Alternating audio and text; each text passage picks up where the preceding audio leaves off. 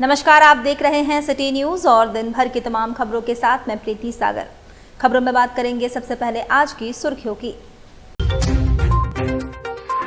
MGM अस्पताल में मरीज को नहीं मिला 4 घंटे तक बेड, फर्श पर तड़प तड़प कर चली गई व्यक्ति की जान। सांची में गाड़ी के कुचलने से कुत्ते के बच्चे की हुई मौत, Jamshedpur red cross rescue team ने दर्ज कराया एफआईआर। दरभंगा ओपी के जंगली एवं पहाड़ी क्षेत्रों में चलाया गया सर्च अभियान, 1.5 किलोग्राम क्रेन आईईडी 12 पीस पुलिस ने किया बरामद। और बारेडी बजरंग चौक के पास चलाया अतिक्रमण हटाओ अभियान, 9 दुकानों को किया गया ध्वस्त। खबरें अब विस्तार से। राज्य सरकार के द्वारा मरीजों की सुविधा के लिए नए एमजीएम अस्पताल का निर्माण किया गया, लेकिन हालत जस की तस बनी हुई है। राज्य सरकार के द्वारा मरीजों की सुविधा के लिए नए एमजीएम अस्पताल के निर्माण की गई, लेकिन हालात जस की तस बनी हुई है। ताजा मामला बेहद दर्दनाक है, जहां 4 घंटे तक बेड नहीं मिला और जिसके कारण फर्श पर पड़े पड़े तड़प कर एक व्यक्ति की जान चली गई। कुत्ते के काटने से गंभीर रूप से वरुण भगत को मंगलवार को नए एमजीएम हॉस्पिटल में 4 घंटे तक बेड नहीं मिला और ना ही 108 एम्बुलेंस की सेवा मिली। क्या नाम है तुम्हारा? मेरा नाम गौरी शंकर। एम्बुलेंस को फ़ोन किया था। कितने बजे? वो हो गया 3:30 बजे के आसपास। क्या रिस्पांस मिला? हाँ, आया एम्बुलेंस? एम्बुलेंस बोल रहा अभी नहीं है, लाइन पे है। एम्बुलेंस नहीं आया? नहीं आया। यहाँ कब लेके आए थे? यह हो गया 1 बजे के आसपास आए, पहुँच गए यहाँ पर। यहाँ पर हाँ। यहाँ डॉक्टर लोग क्या बोला देखने का बाद? देखने का तो बोल रहा वो लोग ट्रांसफ़र करो Ranchi RIMS? Ranchi RIMS transfer करो। क्या हुआ था इसको? इसको कुत्ता काटा था। कितना दिन पहले? 15 दिन हो गया था। अच्छा, इलाज चल रहा था इसका? हाँ। तो क्या हुआ, अचानक से हुआ या? अचानक से हुआ। 1 इंजेक्शन मिला था। हाँ? 1 इंजेक्शन दिया था। कहाँ का है रहने वाला? कलिकापुर कोचापाड़ा। कलिकापुर कोचापाड़ा थाना कोटका। अच्छा, यहाँ पर ये ज़मीन में कब से कैसे हुआ? तड़प के बहुत देर से तड़प डॉक्टर उसको कुछ ध्यान नहीं दिया अच्छा से। सुई तो दिया था डॉक्टर लोग? सुई दिया था। बोला रांची ले आने। हाँ। एम्बुलेंस नहीं आया? एम्बुलेंस आया नहीं। तो क्या हुआ फिर? अचानक मर गया। मतलब कैसे मर गया? तड़प के मर गया। हाँ। वाइफ का क्या नाम है उसका? सविता भगत। तड़प के मर गया। हाँ। बस ही? हाँ। एम्बुलेंस नहीं आया? एम्बुलेंस आया नहीं। इधर सांची स्थित बंधन बैंक के पास एक गाड़ी वाले ने कुत्ते के बच्चे को कुचल दिया, जिससे उसकी मौत हो गई। जमशेदपुर रेड क्रॉस रेस्क्यू की टीम के सदस्य वहां पहुंचे और जानकारी साझा की। बताया गया कि उस खड़ी गाड़ी के मालिक ने बिना देखे कार के नीचे कुत्ते का बच्चा सो रहा था और उसने गाड़ी से कुचल दिया, जिसके बाद रेड क्रॉस रेस्क्यू की टीम के लोगों ने पुलिस को बुलाई और बाद में एफआईआर भी दर्ज करवाई। निकला था, मैं काम करता हूँ, मैं जॉब करता हूँ। मैं जैसे यहाँ से निकला था, डॉक्टर के पास जा रहा था, तब तक गाड़ी के नीचे से मैंने देखा कि 4-5 बच्चे, कुत्ते का बच्चे जो है निकल के आ रहा था। तो मैंने उसको आवाज़ दिया, रोकने का इशारा किया। सीसीटीवी फुटेज अगर आप चेक कीजिएगा तो मैंने किस तरीके से उनको रोकने का कोशिश किया, लेकिन मेरी चीज़ों को नज़रअंदाज करते हुए बढ़ा दिए। एक के ऊपर चढ़ाया, एक और के ऊपर चढ़ाया, तो किधर चला गया। आगे बढ़ के फिर मैंने रोका जब उसको, बोला क्या हुआ, एकदम बड़ा रोब से क्या हुआ। मतलब देखिए आप पीछे क्या काम किए, पहले पीछे देखिए। तो जैसे पीछे मुड़ के देखा उसको, तब तक निकल गया। पीछे से एक और गाड़ी वाला आया, उसको पीछे गया था उसको पकड़ने के लिए, पता नहीं पकड़ा हमको। क्या नाम हुआ आपका? अनिमेश सिन्हा। तो आपके अकॉर्डिंग कहाँ रहना चाहिए? कैसे नहीं रिस्पॉन्सिबल है? आप उसका मर्डर किया तो आप लोग रिस्पॉन्सिबल नहीं है? मर्डर हुआ है ये। This is murder. This is a hit and run case. Call them. Whoever you want to call. I will call the police. Call. और we have the recording. We have the video recording. Camera CCTV. जान के नहीं तो फिर भी apologetic तो होइए। आप लोग ऐसे बोल रहे जैसे कि उन लोगों का गलती है। आप बोलो कि you are taking responsible. If you are taking responsibility, आप खाना खिलाते हैं, उनको देखभाल कर रहे हैं। खाना खिलाते तो घर में पालिए ना उसको लेके। आप बताइएगा, पूरा रोड आपका है। रास्ते पे रह रहे हैं तो सुनिए, रास्ता में आदमी जान के करता आदमी। अरे तो गाड़ी का नीचे अभी कोई अगर मान लीजिए कोई ह्यूमन का बच्चा चला तो घुस जाता है, पैर चला देते। और अभी आप ऐसा रिस्पॉन्स देते, आपका रिस्पॉन्स और आपकी वाइफ। अरे बहुत टाइम हो गया, बारिश के टाइम बच्चे लोग घुसते हैं अंदर। यहाँ गाड़ी खड़ा है, यहाँ अभी गाड़ी खड़ा है। अब इसका नीचे क्या रहेगा मालूम रहेगा? She is the murderer and he is the murderer. Police आ रही है ना? हाँ, let them talk. तुम जाओ तुम मत लेके जाओ। जाओ ना, तुम बोल रहे हो गाड़ी का ये करिए ना। आप जो करना कीजिए ना गाड़ी का। आप थाना पुलिस कीजिए, क्या फर्क पड़ता है? कीजिए करना, जो करना कीजिए। ठीक है, आप थाना कीजिए ना भाई, ठीक है। थाना कीजिए आप पूरी फैसला करिए। यहाँ पे गाड़ी के नीचे में ये बच्चा रखा हुआ था, मैंने बैठा हुआ था। आप लोग को बार बार बोला गया है, ये बार बार बताया जा रहा है कि आप एक बार गाड़ी के नीचे चेक कर लिया कीजिए। गर्मी का टाइम रहता है, बैठे रहते हैं बच्चे, आप लोग फिर भी इसको नेग्लेंसी करते हैं। तो इनफैक्ट आप ये एक है भैया हमारे, ये वहाँ पे बोल रहे हैं, दूर से रोक रहे हैं, बट फिर भी उन्होंने ध्यान नहीं दिया। जब वो चढ़ा दिए तब वो निकल गए। और जब निकल रहे हैं, जब यहाँ के लोगों ने बोला उनको कि आपने ऐसा करके गए हैं, वैसा करके गए हैं, बट वो फिर भी अपना जो भी उन्होंने किया, गाड़ी रोका भी नहीं, पीछे देखा भी नहीं, उनको साइड भी नहीं किया, अपना गलती भी नहीं माना उन्होंने, और वो निकल गए। तो हम लोग अभी फिलहाल FIR करने के लिए जा रहे हैं, देखिए क्या होता है। मैं कृत्या जमशेदपुर रेड क्रॉस रेस्क्यू से, और यहाँ पे विजिटर्स को धमकी भी दिया गया है कि जो होगा देख लिया जाएगा। देखे क्या कि थाना प्रभारी द्वारा हमको बोला गया कि वहाँ का मैटर हो रहा है, जाके यही समाचार सुन के हम यहाँ आए तो देखे यहाँ कितना बच्चा कोई गाड़ी से चपा के चल गया। तो वही उसी को, क्या गाड़ी का नंबर था? गाड़ी का JF05CU 7575। उधर दलभंगा OP क्षेत्र के आसपास जंगली एवं पहाड़ी क्षेत्रों में सर्च अभियान चलाया गया। सर्च अभियान के दौरान निमडी के समीप पहाड़ी क्षेत्र में नक्सलियों द्वारा पूर्व में डंप किए गए 1.5 किलोग्राम का केन IED 12 पीस पुलिस ने बरामद किया।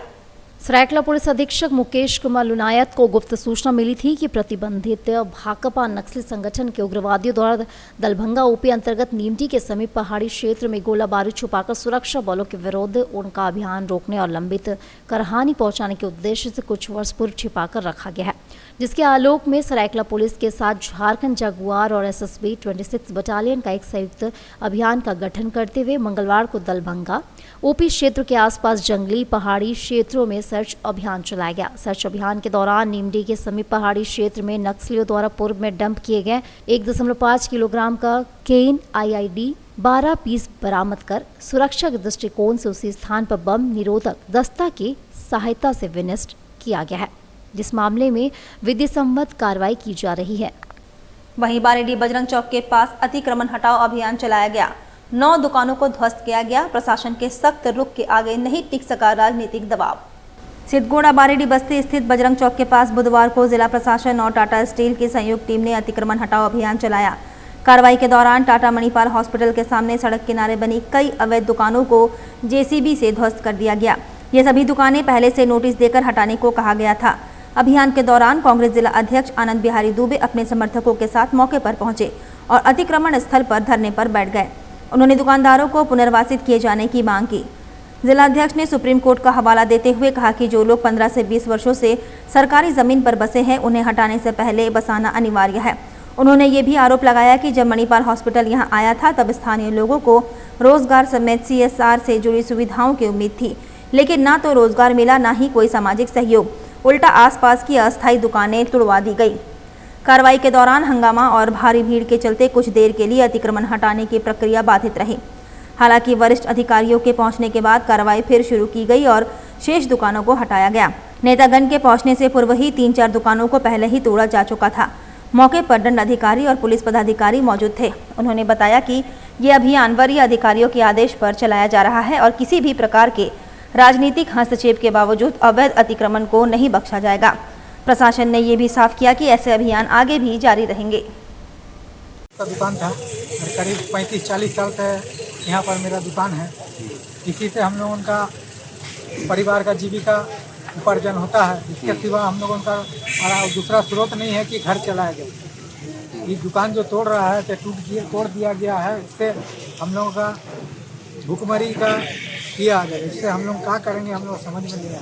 हम लोग का सोच था कि मणिपाल यहाँ आएगा तो यहाँ के लोगों का लिविंग स्टैंडर्ड बढ़ेगा, लोगों को रोजगार का जरिया मिलेगा, कुछ लोगों को नौकरी चाकरी मिलेगी, कुछ जो साधारण लोग हैं जिनके माता पिता ने अपने रिटायरमेंट के पैसे से यहाँ घर मकान बना दिया है, उनको PG मिल जाएगा।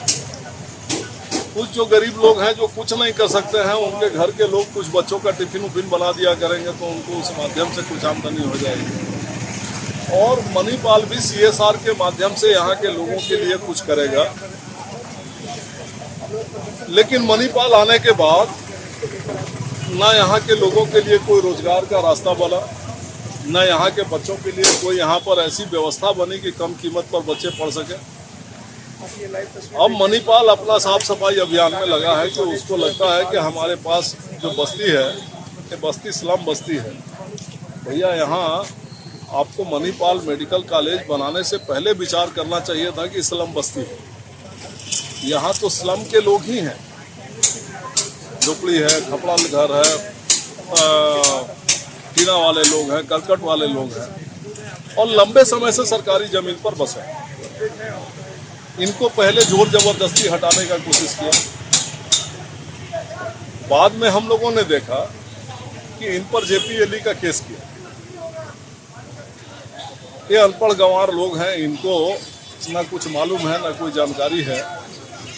जेपीएलई का जब केस हुआ तो नोटिस लेकर के लोग मेरे पास आए।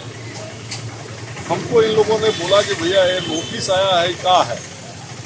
हमने समझाया कि जेपीएलई केस का नोटिस है और इसका जवाब आपको सीओ के यहाँ जाके देना चाहिए। आपको अपना सारा डॉक्यूमेंट आप कितने साल से हैं संलग्न करके सीओ को दीजिए। तो भैया आप बना दीजिए। हम बोला हमसे थोड़े बोलेगा यार, कोई बनवा लीजिए। अब ये लोग अपना बार बार जब नोटिस आ रहा है जवाब दे रहे हैं। इस बीच में जेपीएलई से ऑर्डर इनके विरुद्ध हुआ, इसको मालूम ही नहीं, ना इसको पढ़ा लिखा आदमी है कि पढ़ लिख सकता है। आराम से आज अपने घर में सोया है। सडन मणिपाल के लोग, टाटा स्टील के लोग और साथ में एक मजिस्ट्रेट साहब और प्रशासन आकर के पोकलेन लगा के इनके घर को तोड़ने का काम किया। हम आए, आकर के रुकवाए, रुक करके हमने रिक्वेस्ट किया कि आप लोग बैठे लोग हैं चेयर पर, लेकिन चेयरपर्सन से पहले आप इंसान हैं और हर इंसान के अंदर थोड़ी इंसानियत तो होनी चाहिए। उसको ये आभास होना चाहिए कि कोई व्यक्ति 40 साल से दरिद्र आदमी मने रह रहा है, इस बारिश के मौसम में अचानक उसको आप बाहर कर दीजिएगा, कहाँ जाएगा? उसके पास ना पैसे हैं ना उसके पास कोई अल्टरनेट उपाय है। तो आप सुप्रीम कोर्ट ने भी एक गाइडलाइन जारी किया है कि यदि कोई व्यक्ति किसी जमीन पर लगातार 20-25 वर्षों से रह रहा है तो उसको हटाने का अगर आवश्यकता है तो आप उसको पुनर्वासित कर दीजिए। हमने ये आग्रह भी सारे लोगों से किया है, प्रशासन से किया है,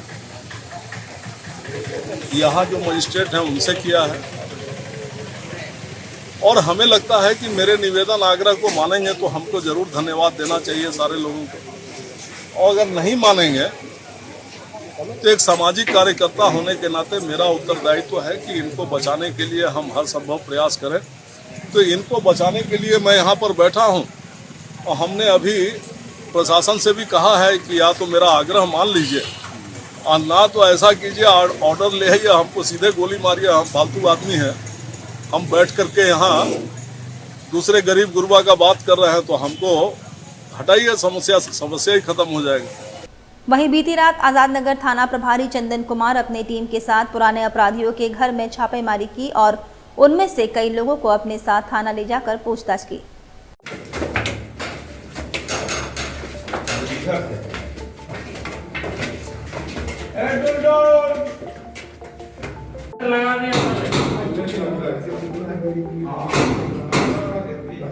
अंदर वाला कौन है? अरे भाई अंदर से तो देखिए वो खुला है।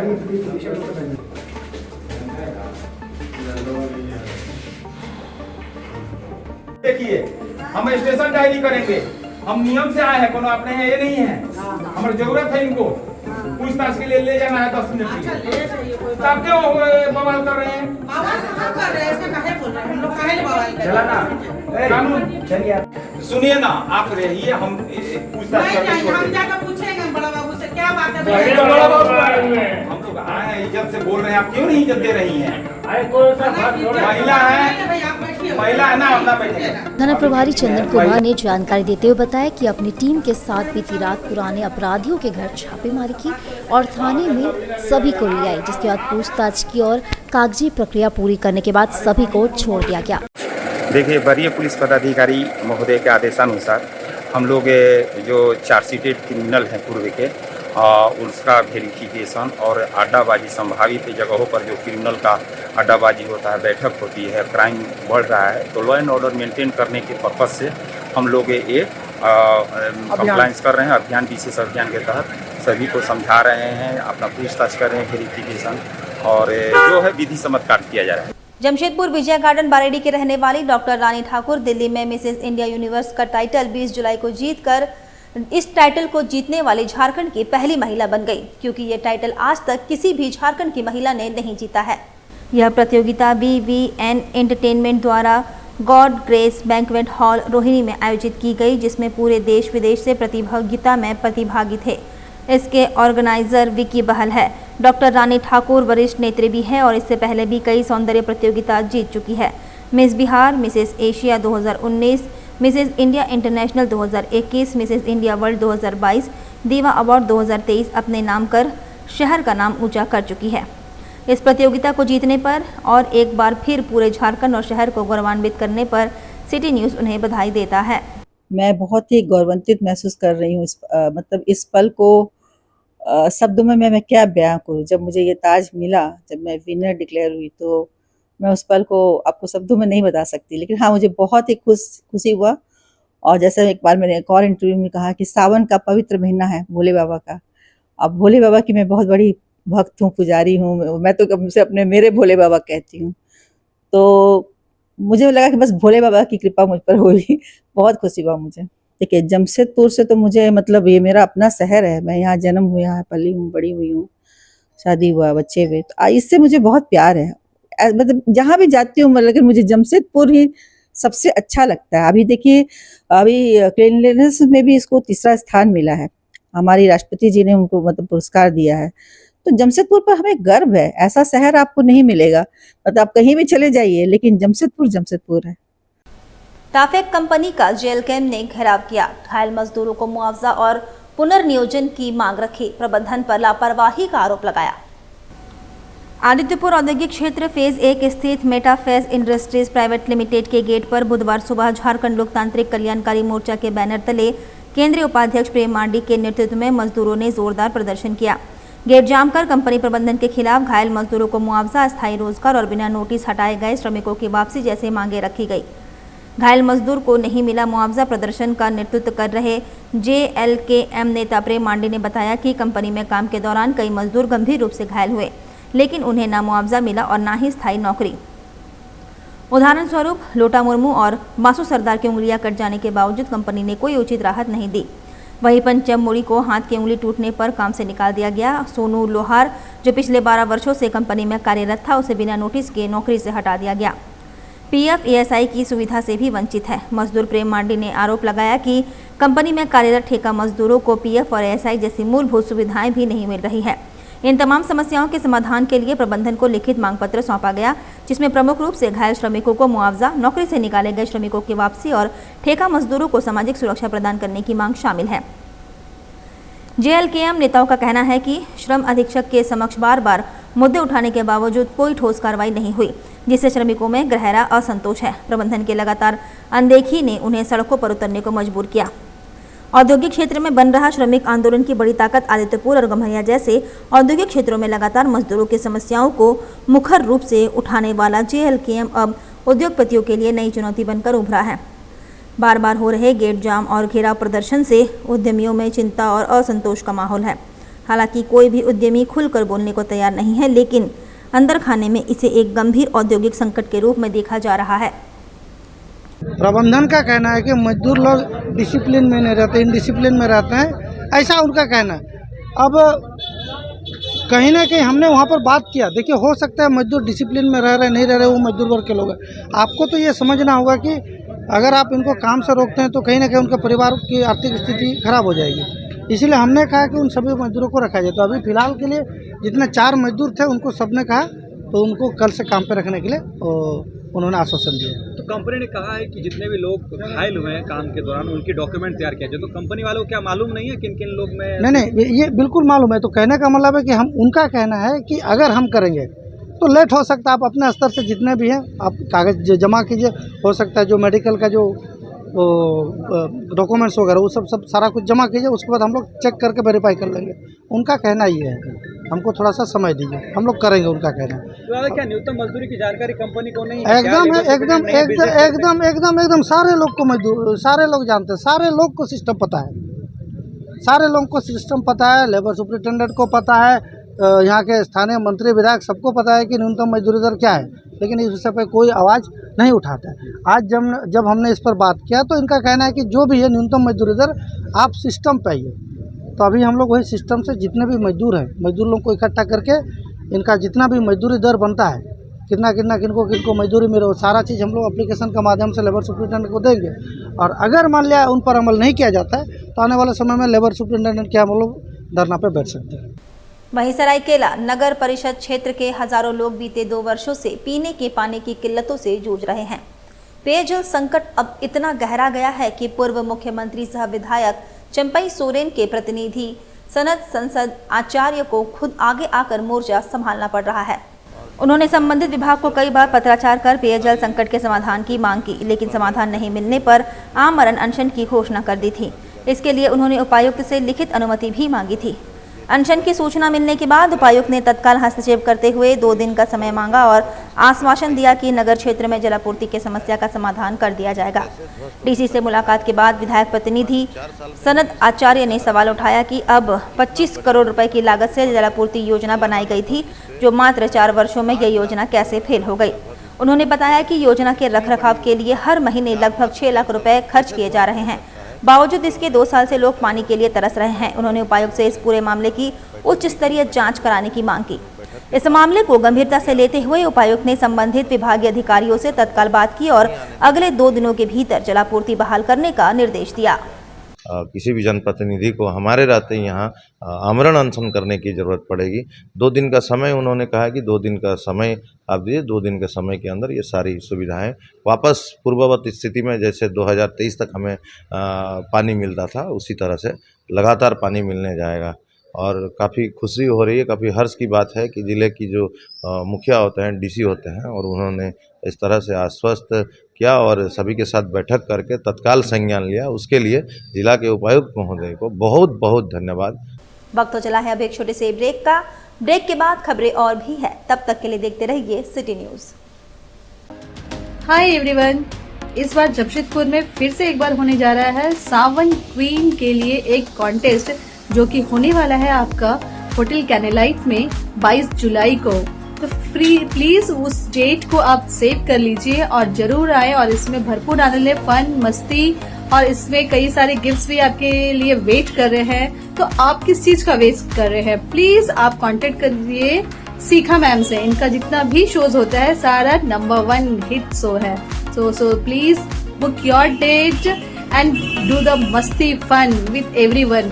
Hello to all the beautiful ladies over there.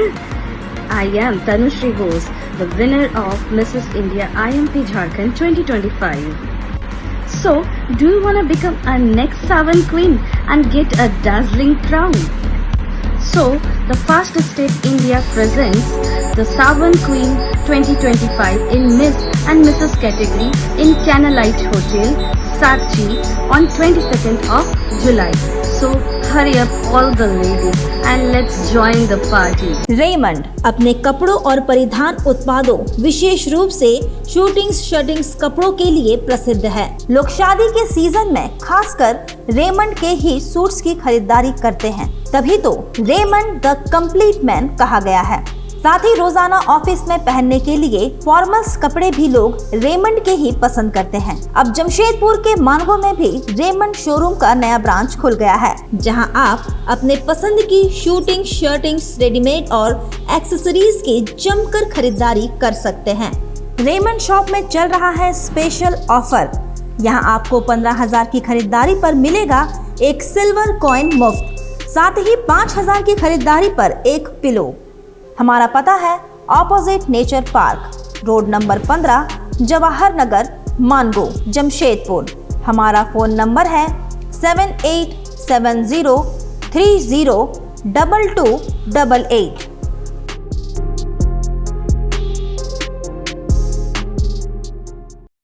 क्या आप आपका जीवन परेशानियों से घिरा है?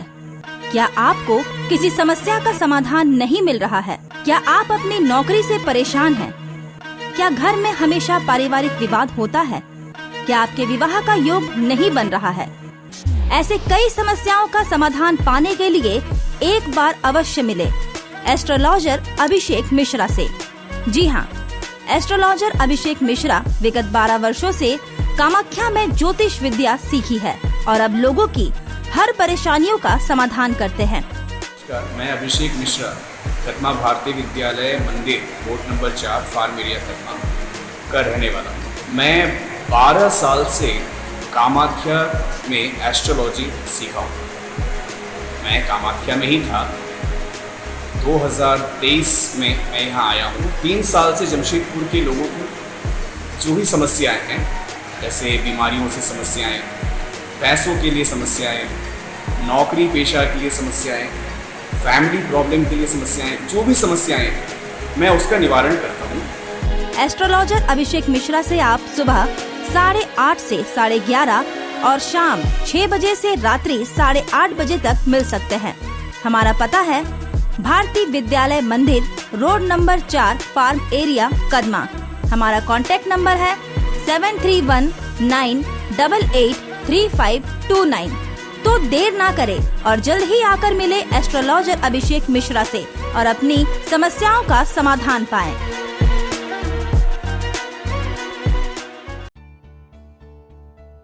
बेहुनर आदमी जिंदगी भर नौकरी की तलाश में भटकता है और हुनरमंद इंसान को नौकरी तलाश करती है।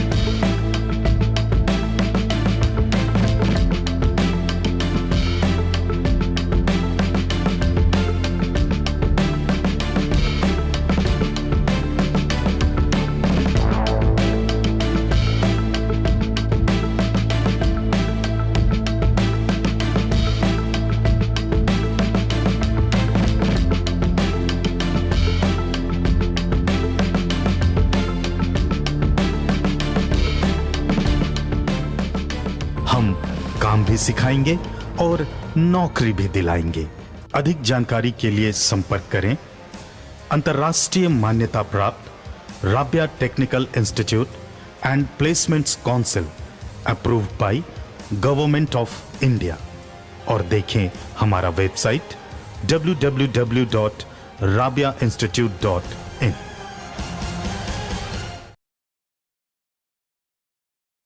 ब्रेक के बाद में प्रीति सागर एक बार फिर से आपका स्वागत करती हूं।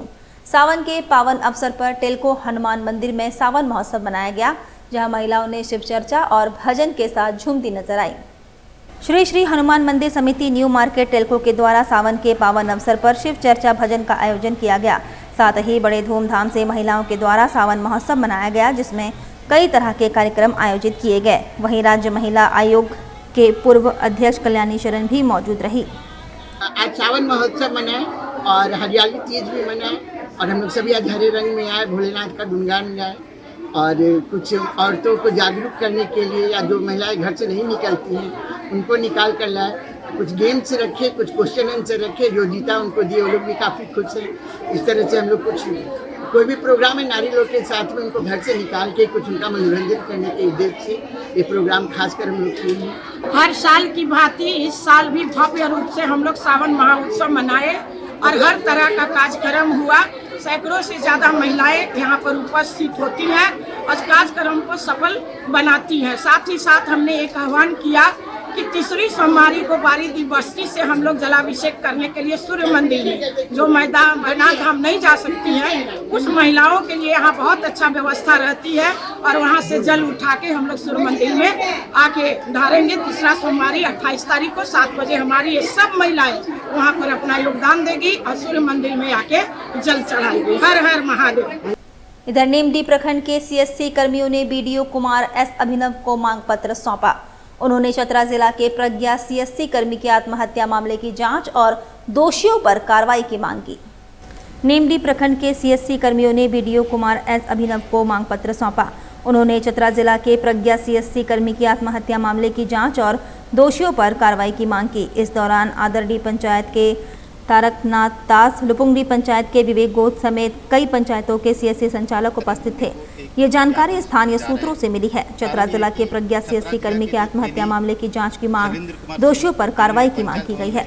वहीं बिष्टुपुर स्थित जीआरडी स्पोर्ट्स कॉम्प्लेक्स प्रांगण में जिसको स्कूल साउथ पार्क के तत्वाधान में जोगा इंटर स्कूल बैडमिंटन चैंपियनशिप का आयोजन किया गया।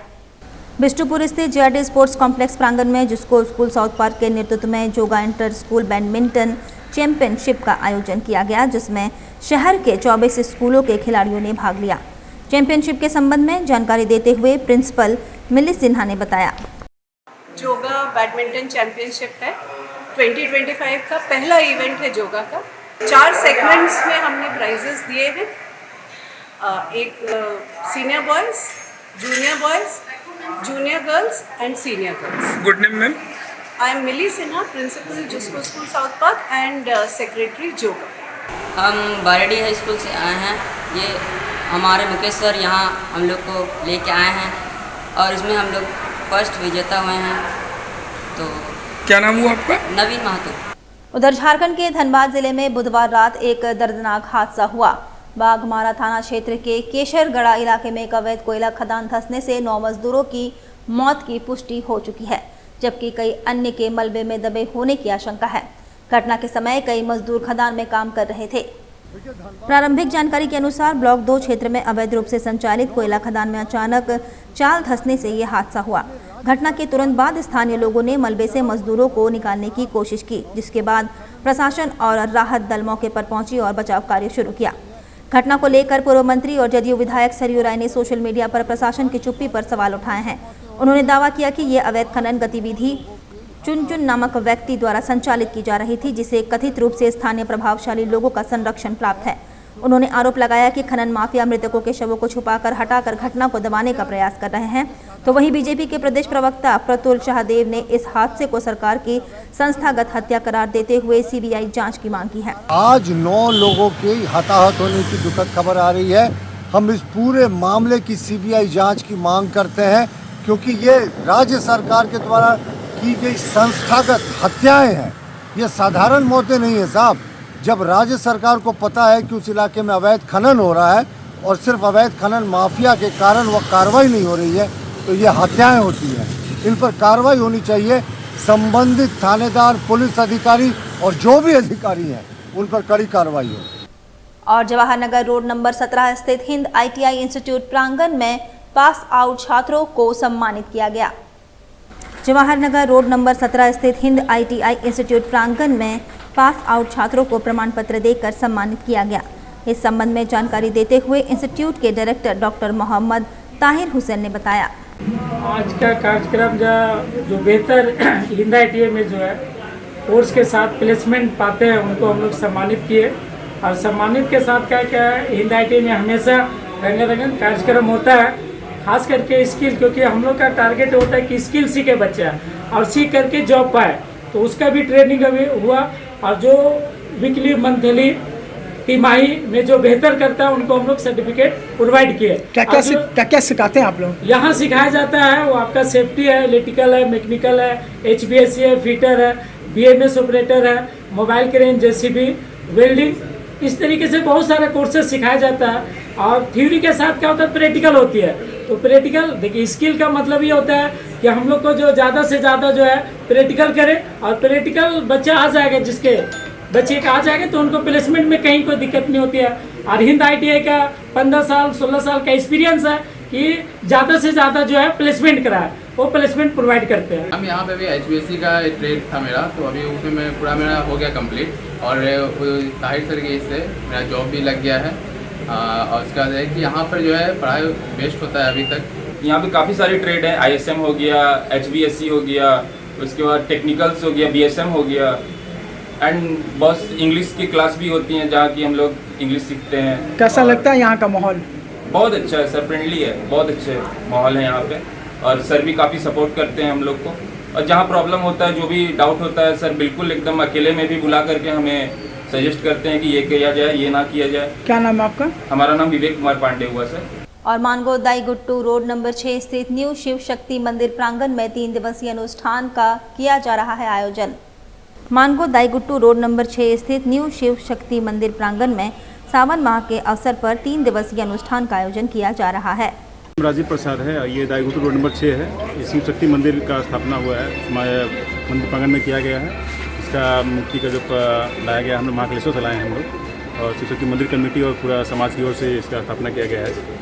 आज किया जा रहा है? हाँ, प्राण प्रतिष्ठा किया जा रहा है। स्थापना तो 2006 में 16 में उतने बाबा हम लोग का 12 में किया गया था हम लोग का, और अभी फिर प्रतिष्ठा किया जा रहा है, दोबारा रिनोवेट कर गया है।